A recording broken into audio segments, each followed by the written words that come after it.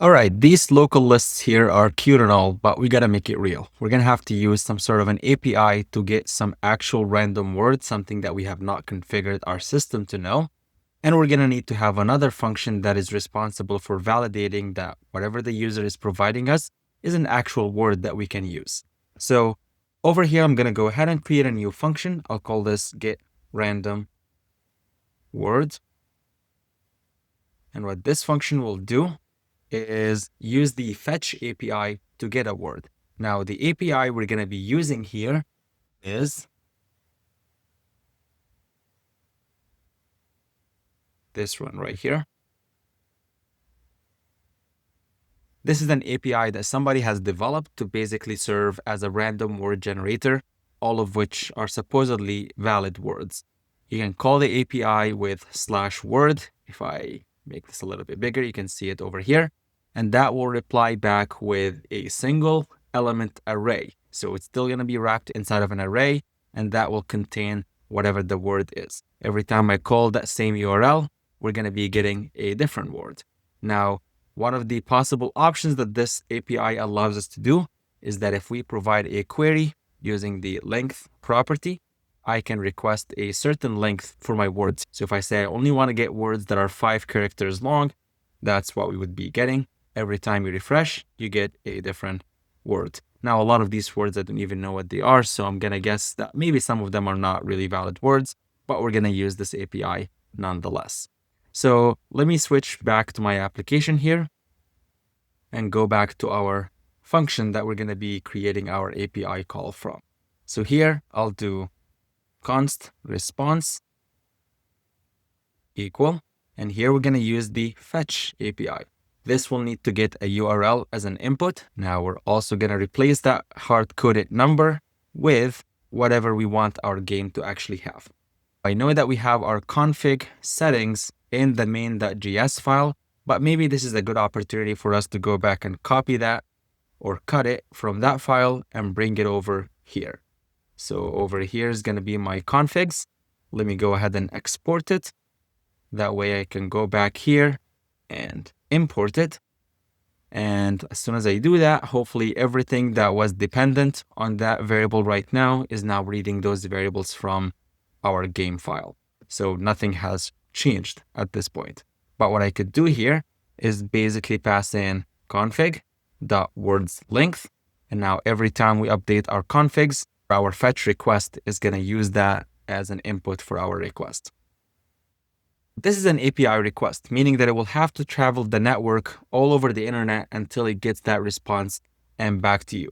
And that also depends on how fast your internet is, which means we don't really know how long this call is going to be pending for. So in that case, we're going to want to await that response instead of holding our code until that function finishes.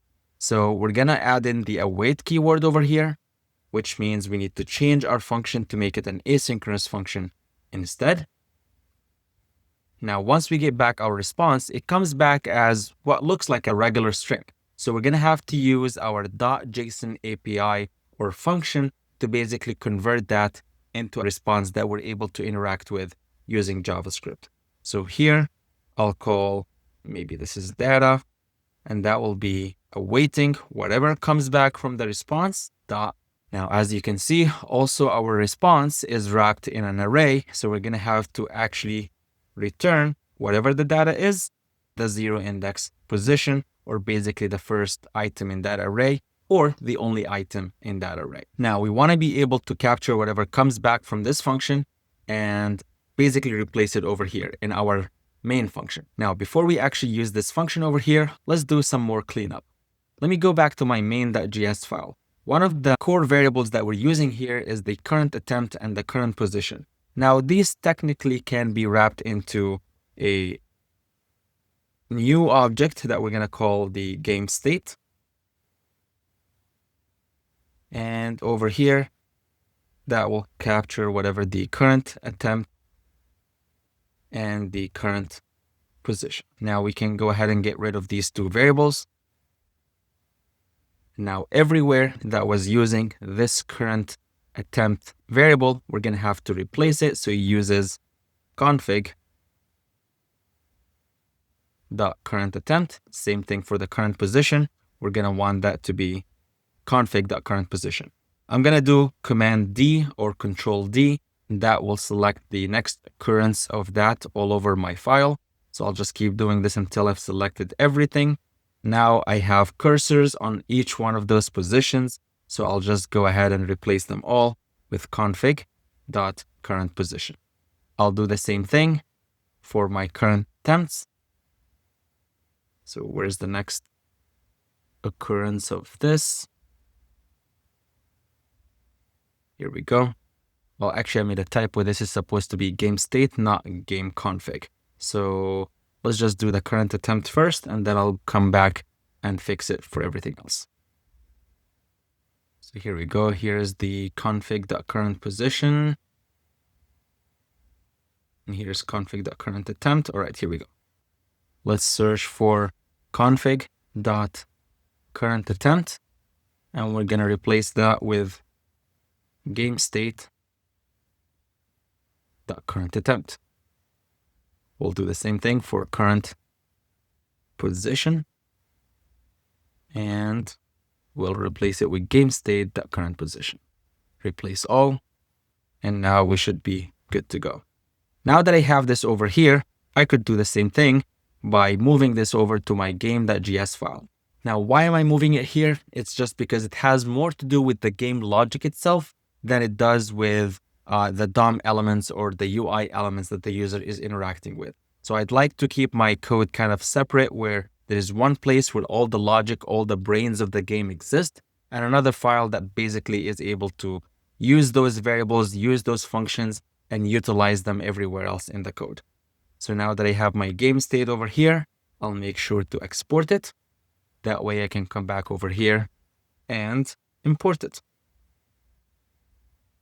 Game state. All right, so another aspect of what a game state would be is to basically have a place to capture what is the target word that we're going to try to be guessing. Now, I could just make it the target word, the hard-coded value that we have over here. But as we've created this function over here, I'll go ahead and replace it to use that.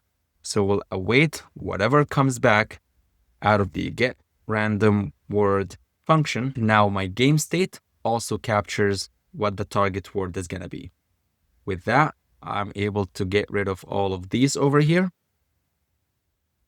We'll save the file. We'll have to go back to my main.js file and make sure that I'm removing that target word because, we're not exporting that anymore. If we wanted to know what is the target word, we're actually going to have to get that out of the game state.target word. I'll save the file, go back to my application, open up the terminal or the console, and every time you refresh the game, you are getting a new word that we are going to try to guess. All right, so now we have one function that gets us a random word every time we load the application. Now, one other thing that we need to update is this isValidWord function. Right now, it was using the possible words array, and we're basically checking if that provided word is a real word. So we're going to need to replace that now with another function or with another API that actually gets us if that word exists in the dictionary. And the API that I'll be using for this one right here is called dictionaryapi.dev. So let me go ahead and bring that over here. All right, here we go. So this is a free dictionary API. All you need to do here is provide a word, and it comes back with a response. Let me show it in a pretty print view. So basically the definition of the word, what are the phonetics of it, and in some place, it would also show you some examples for how you would use it. If I do provide a word that does not exist, so over here, I'm going to be updating the URL itself. If I replace it with something that does not exist like this and hit return, we get back a response that says there is no definitions found. So that's how we're going to be checking if a word is real or not. So let me go ahead and copy that URL, and I'll change this function so it becomes an asynchronous function. And what we'll do is capture the response by awaiting the fetch API, where the fetch API is going to call that URL. Now, obviously, this is going to be whatever the word that the user is going to be guessing. And if we get back a okay response or a successful response, then we are good here. So if the response.okay exists, then we're good. Otherwise, we're going to have to capture that in a try-catch block. So what we're trying is this segment of code. If an error happens, we're going to want you to return false. So this is going to be a Boolean value that demonstrates that this was a successful response or not. We might also want to add some sort of a console error for us here that will just say failed to find word. We can provide what that word is.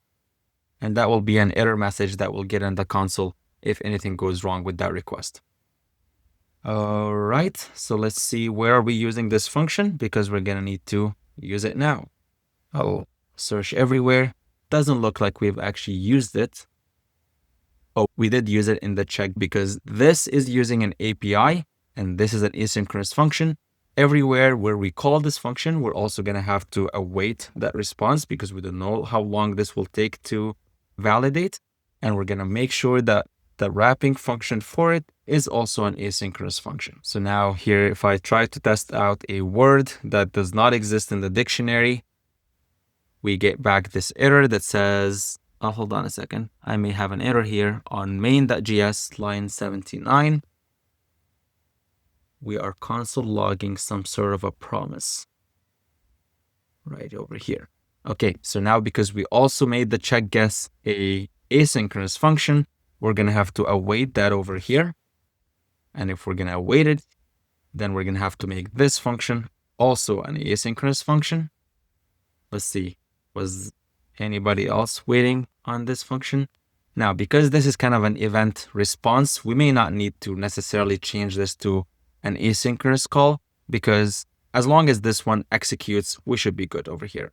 So let's see what happens when we test out our application. I'll refresh. The word that I'm going to try to guess is world. Target word is not defined on line 25. So let me go back on line 25. Okay, so this does not exist anymore because it's in the game state, that target word.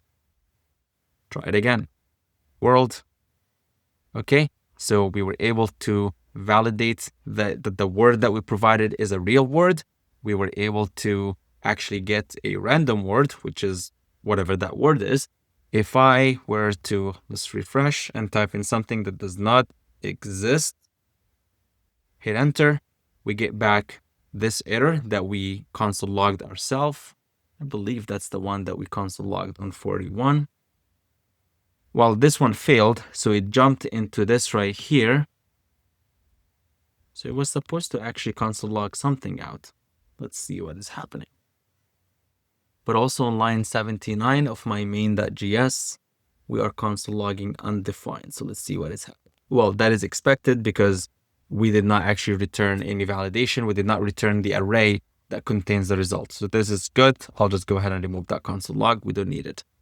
Well, if I think about it, really, we don't need any of those try-catch because if it failed, it'll just return false in the return okay, because this is what that returns. It returns either a true or false. So if it does not get back a response that is in the range of the status code 200s, that will basically assume that it's a failure and it will just return false instead, which is why we are getting this correct alert message that says this is an invalid word. We'll go ahead and save that. We're good on our logic right now. So now we have a legit Wordle game. I'll go back to my source control and we'll add a message of added API calls for random word and validation. In the next video, we're going to add some more animations to our game and we'll make it more like the real one.